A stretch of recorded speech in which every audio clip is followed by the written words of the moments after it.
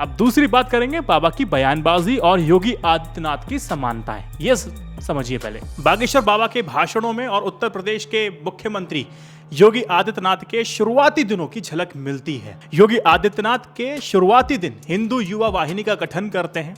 आक्रामक भाषण और हिंदुत्व का एजेंडा, राम मंदिर और हिंदू पहचान को लेकर के मुखर बयानबाजी। अब बाबा धीरेन्द्र शास्त्री जी के बयान देख लीजिए।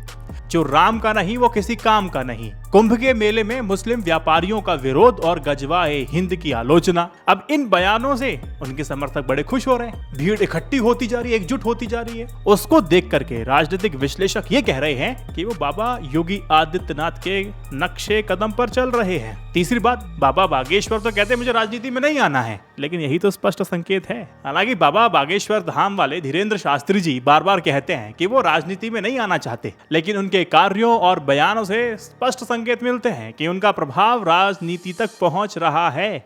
बाबा के दरबार में बीजेपी के और कांग्रेस के नेता दोनों आते हैं। किसी को रोक टोक नहीं, कहते हैं कि दोनों मेरे अपने हैं। ये बयान बाबा बागेश्वर की तरफ से आ चुका है।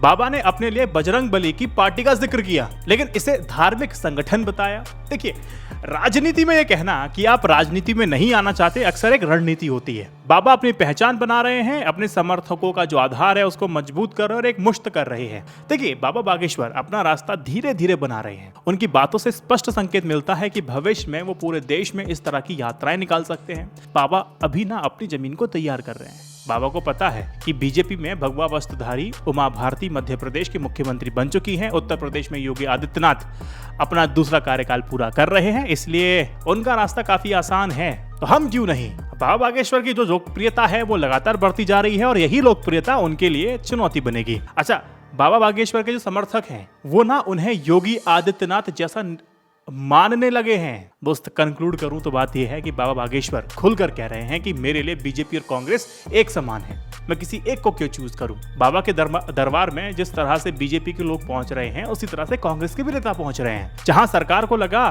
कि बाबा उनके नियंत्रण से बाहर हो रहे हैं तो वहीं खेला हो जाएगा, या स्थानीय राजनीति करने वाले लोगों को जहां लगेगा कि बाबा बागेश्वर भविष्य में उनके लिए खतरा बन सकते हैं, तो कोई ना कोई ऐसा खेला हो जाएगा जिसे ना जनता समझ पाएगी ना बाबा के भक्त समझ पाएंगे। ये निचोड़ है, इशारा समझो मेरा क्या कहना चाहता हूँ। लेकिन क्या आपका लगता है कि मैं क्या ज्यादा ओवर एनालाइज कर रहा हूँ चीजों को, या फिर मेरी सोच भी ठीक है? कमेंट सेक्शन मुझे बताइएगा। बागेश्वर बाबा की पद यात्रा और उनके बयानों ने देश में एक नई बहस को जन्म दे दिया है। क्या वह सच में सिर्फ धर्म का प्रचार कर रहे हैं या फिर उनकी यात्रा राजनीति में एंट्री की भूमिका है?